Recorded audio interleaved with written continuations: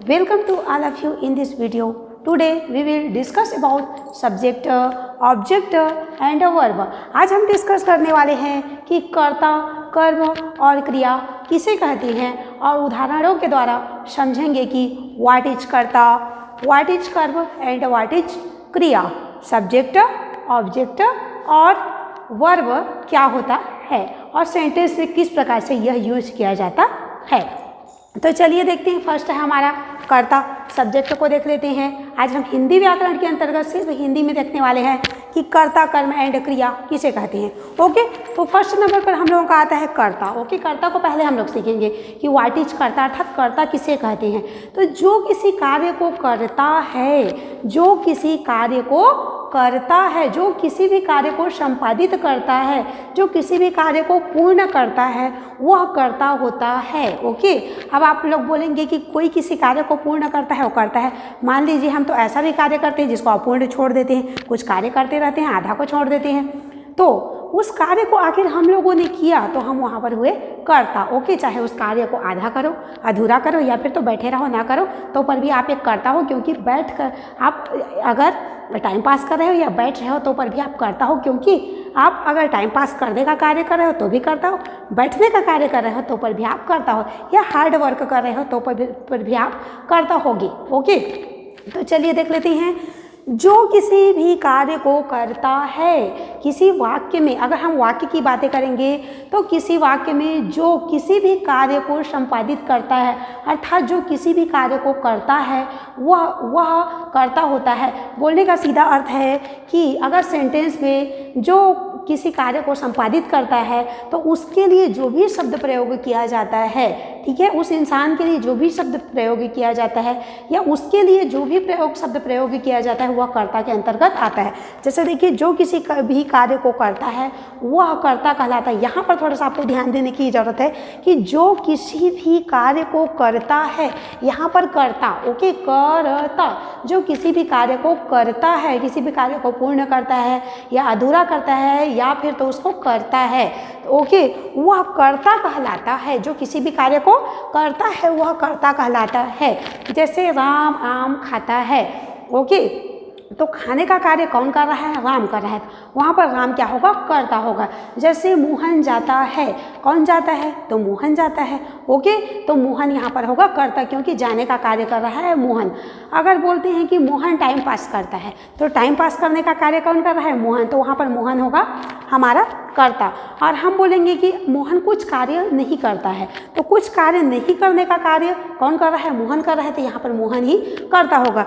चलिए एग्जाम्पल से देखते हैं। संदीप स्कूल जाता है, संदीप स्कूल जाता है, एक बॉय है, एक लड़का संदीप है जो स्कूल जाता है, अर्थात जाने का कार्य कौन कर रहा है? संदीप, तो यहाँ पर संदीप करता है। संदीप स्कूल जाता है, यहाँ पर हम लोग क्वेश्चन क्रिएट करेंगे, कौन जाता है?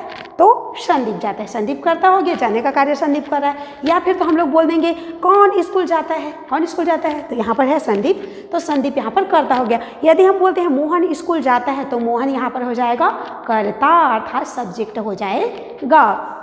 अब देखिए अगला एग्जाम्पल से हम लोग देखते हैं। मैंने उसे नहीं बुलाया है, मैंने उसे नहीं बुलाया है, मैंने उसे नहीं बुलाया है। बट देखिए यहाँ पर नहीं बुलाया है, नहीं बुलाने का जो कार्य है, या फिर तो बुलाया है बोल सकते हैं, तो बुलाने या नहीं बुलाने का कार्य किसने किया है? तो मैंने किया है। ओके, तो यहाँ पर सब्जेक्ट होगा मैंने, यहाँ पर कर्ता होगा मैंने। ओके, अब थर्ड पर देखते हैं। कभी कभी तो हम लोगों को कभी कभी बोला जाता है कि जो स्टार्टिंग में शुरू में रहता है वो कर्ता होता है, बट ऐसा नहीं होता है। ओके, जैसे देखते हैं, क्या इस स्कूल के सारे बच्चे अपनी जिम्मेदारियों को पूर्ण कर रहे हैं?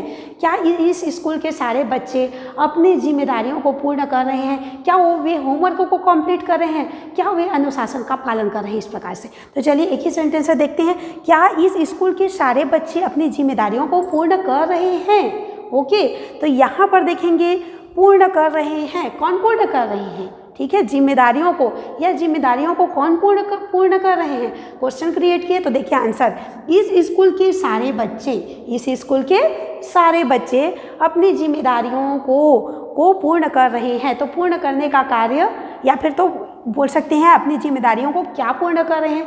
तो पूर्ण करने या पूर्ण न करने का कार्य कौन कर रहा है? तो यहाँ पर देखिए इस स्कूल के सारे बच्चे, तो यहाँ पर सब्जेक्ट होगा इस स्कूल के सारे बच्चे। ओके, हम लोग सीधा बोलना चाहें तो सारे बच्चे भी बोल सकते हैं, बट हम लोग को ये भी बताना है कि कहाँ के बच्चे। ओके, तो यहाँ पर इस स्कूल के सारे बच्चे सब्जेक्ट होगा। ओके, इस स्कूल के सारे बच्चे करता हुए कि इस स्कूल के सारे बच्चे अपनी जिम्मेदारियों को पूर्ण कर रहे हैं या क्या पूर्ण कर रहे हैं। ओके, तो यहाँ पर हमने समझा कि सब्जेक्ट हर हमेशा स्टार्टिंग में नहीं होता है। ओके, वह आगे पीछे भी हो सकता है। जैसे मैं बोल देती हूँ, क्या अपनी जिम्मेदारियों को पूर्ण कर रहे हैं बच्चे? क्या अपनी जिम्मेदारियों को पूर्ण कर रहे हैं बच्चे? तो यहाँ पर बच्चे हम लोगों का कर्ता लास्ट में भी आ सकता है। अब जस्ट आगे बढ़ जाते हैं। कर्ता तो हमको समझ में आ गया कि सब्जेक्ट किसे कहा जाता है।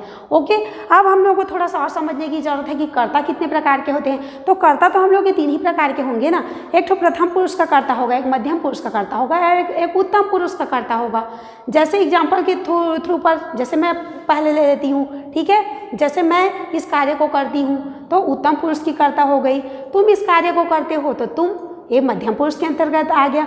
वह अपने कार्य को करता है तो वह जो है वह प्रथम पुरुष के अंतर्गत आ गया। मतलब बोलने का सीधा अर्थ है कि कर्ता 3 प्रकार के होंगे। किसी कार्य को करने वाला कोई अन्य होगा, कोई तीसरा होगा, या किसी कार्य को करने वाली मैं होंगी या किसी कार्य को करने वाले आप अर्थात तुम होगे। ओके, तो किसी कार्य को करने वाला तुम, सामने वाला को हम तुम बोलेंगे, ठीक है, तो मध्यम पुरुष के अंतर्गत आएगा। तो देखिए किसी भी कार्य को करने वाले 3 ही रहेंगे, या तो उस कार्य को मैं करूँगी या उस कार्य को तुम करोगे। ओके, या उस कार्य को कोई तीसरा, ओके, जो यहाँ पर उपस्थित नहीं हो, तीसरा, चाहे वो आप रहे कि मोहन रहे कि श्याम रहे, वही करेगा। तो इस प्रकार से हमने समझा कि कर्ता 3 ही प्रकार के होते हैं। ओके, अब चलिए जस्ट आगे बढ़ जाते हैं कर्म पर। कर्म अर्थात ऑब्जेक्ट पर हम लोग पहुंच जाते हैं कि व्हाट इज ऑब्जेक्ट। ऑब्जेक्ट अर्थात हिंदी व्याकरण के अंतर्गत कर्म किसे कहा जाता है। ओके, तो इसको समझने के लिए परिभाषा से हमको या अर्थ से अच्छे से समझ में नहीं आएगा, बट एग्जाम्पल को हम लोग देखेंगे तो पूरा समझ में आ जाएगा कि आखिर कर्म होता क्या है। चलिए देखते हैं। जिस कार्य को किया जाता है, जिस कार्य को किया जाता है वह कर्म होता है। जिस कार्य को किया जाता है वह कर्म होता है। कार्य किया जाता है, बट जिस कार्य को किया जाता है, ओके, जिस कार्य को किया जाता है वह कर्म अर्थात ऑब्जेक्ट होता है। इसमें हम लोग क्या या किसे का क्वेश्चन करते हैं तो सेंटेंस से तुरंत हम लोग निकाल सकते हैं कि आखिर कर्म क्या है। ओके, चलिए देखते हैं एग्जाम्पल के थ्रू पर। जैसे राखी आम खाती है, आम खाती है। ओके, कौन खाती है? राखी। तो राखी यहाँ पर हो गई कर्ता। ओके, और क्या खाती है? खाती है। ओके, आम खाती है, बट यहाँ पर खाती है एक क्रिया है। ओके, क्रिया है, क्या कार्य चल रहा है? खाने का कार्य। अब यहाँ पर क्वेश्चन करेंगे कि क्या खाती है, या फिर बोलेंगे राखी क्या खाती है, या राखी किसे खाती है। तो किसको खाती है जी? आम को। तो आम यहाँ पर हो गया कर्म अर्थात ऑब्जेक्ट। तो देखिए जिस कार्य को किया जाता है, तो यहाँ पर क्या कार्य को किया जाता है? खाने का कार्य तो किया जा रहा है, बट किसे खाने का कार्य किया जा रहा है? तो यहाँ पर है आम। ओके, तो देखिए जिस कार्य को किया जाता है, जिस कार्य को किया जाता है, या फिर हम लोग बोल सकते हैं कि किसी कार्य को अगर हम करते हैं तो किस माध्यम से, क्या हम आम को खा रहे हैं या पुस्तक को पढ़ रहे हैं या किसी कार्य को कर रहे हैं, तो उसे हम लोग मानेंगे कर्म। ओके, जैसे राखी आम खाती है, तो यहाँ पर हो गया आम, हमारा हो गया कर्म। इसी प्रकार से अगला देखिए, बच्चे मैदान में फुटबॉल खेलते हैं। बच्चे मैदान में फुटबॉल खेलते हैं। ओके, तो मैं क्वेश्चन करती हूँ कि बच्चे क्या खेलते हैं? बच्चे क्या खेलते हैं? बच्चे किसे खेलते हैं? ओके, तो यहाँ पर हमारा आंसर है फुटबॉल। तो यहाँ पर फुटबॉल हमारा हो गया ऑब्जेक्ट अर्थात कर्म। ओके, तो फुटबॉल यहाँ पर हो गया ऑब्जेक्ट, बट एक सेंटेंस है, इसको देखेंगे। जैसे यहाँ पर कुछ नहीं है, बोल सकते हैं और खेलते हैं को हम लोग इधर ला सकते हैं। देखिए बच्चे मैदान में खेलते हैं। ओके, बच्चे मैदान में खेलते हैं, तो हम इससे क्वेश्चन करेंगे कि बच्चे क्या खेलते हैं, बच्चे किसे खेलते हैं। तो हमारे पास आंसर नहीं है। ये मैदान में, ये तो हम लोगों का अधिकरण कारक है, में या पर। ओके, ये आधार है कि कहाँ पर खेल रहे हैं, बट ये ऑब्जेक्ट नहीं है। तो यहाँ पर देखेंगे बच्चे मैदान में खेलते हैं, तो यह जो सेंटेंस है यह कर्म, तो इसमें कर्म उपस्थित है, बट इसमें कर्म उपस्थित नहीं है। मतलब हम लोगों ने सीखा कि किसी सेंटेंस में कर्म हो भी सकता है, किसी सेंटेंस में कर्म नहीं भी हो सकता है। ओके, अब आगे बढ़ जाते हैं। क्रिया अर्थात वर्ब किसे कहते हैं? क्रिया अर्थात वर्ब किसे कहा जाता है? किसी कार्य के करने या होने का बोध कराने वाले, किसी कार्य के करने या होने का बोध कराने वाले शब्द को हम क्रिया कहते हैं। अर्थात कोई भी कार्य होता है तो उसे हम, ठीक है, कोई भी कार्य होता है तो उसे हम कार्य कहते हैं। जैसे खाना, पीना, सोना, रोना, धोना, उठना, बैठना, जाना, आना, ओके, भागना, दौड़ना, जो भी है। अब देखेंगे किसी कार्य के करने या होने का बोध कराने वाले जो शब्द होते हैं उन्हें हम क्रिया कहते हैं। जैसे राम आम खाता है, तो खाता यहाँ पर खाता क्रिया, खाना क्रिया होगा, ओके, खाता है अर्थात खाना होगा क्रिया। तो जैसे देखिए राम रोता है, राम रोता है, तो यहाँ पर क्रिया है हम लोगों का रोना, रोता है अर्थात रोना क्रिया हो गया। धोबी कपड़े धोता है, तो यहाँ पर धोना अर्थात धोता है अर्थात धोना बोलिए, तो धोना यहाँ पर हम लोगों का हो गया वर्ब, ओके। बट हम लोगों को एक चीज़ और समझना है कि सेंटेंस तो सेंटेंस में, ठीक है, या बोल सकते हैं क्रिया हम लोगों के दो प्रकार के होते हैं। क्रिया दो प्रकार के होते हैं, एक सकर्मक क्रिया और एक अकर्मक क्रिया, एक सकर्मक क्रिया और एक अकर्मक क्रिया। तो वह सेंटेंस जिसमें कर्म पाया जाता है, वह सेंटेंस जिसमें कर्म पाया जाता है उसे सकर्मक क्रिया कहते हैं, और वह सेंटेंस जिसमें कर्म नहीं पाया जाता है उसे अकर्मक क्रिया कहते हैं। जैसे एग्जाम्पल से समझते हैं, धोबी कपड़े धोता है, तो क्या धोता है? तो कपड़े, कपड़े देखिए यहाँ पर कर्म आ गया, तो यह हो गया सकर्मक क्रिया, ओके। मतलब इस सेंटेंस में कर्म उपस्थित है। तो हम लोगों की क्रिया भी दो प्रकार का होता है, एक सकर्मक और एक अकर्मक। और उसी प्रकार से एक और सेंटेंस देखते हैं, राम रोता है, राम रोता है, तो क्या रोता है? यहाँ पर कुछ आंसर नहीं आ रहा है। यहाँ पर देखिए सब्जेक्ट है, ओके, ये सब्जेक्ट हो गया अर्थात ये कर्ता हो गया और ये तो क्रिया हो गया।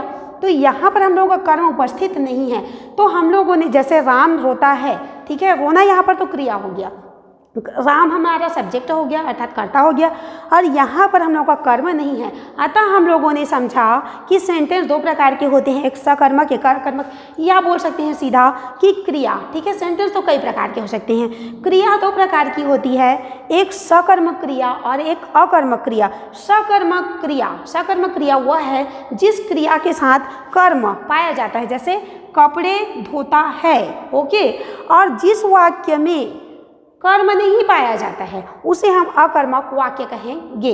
जैसे राम रोता है, क्या रोता है? कुछ नहीं है, ओके। तो इस प्रकार से आज हमने सीखा कर्ता, कर्म और क्रिया, सब्जेक्ट, ऑब्जेक्ट एंड वर्ब किसे कहते हैं। तो यहाँ से आज का हमारा टॉपिक कर्ता, कर्म एंड क्रिया कंप्लीट होता है। Thank you.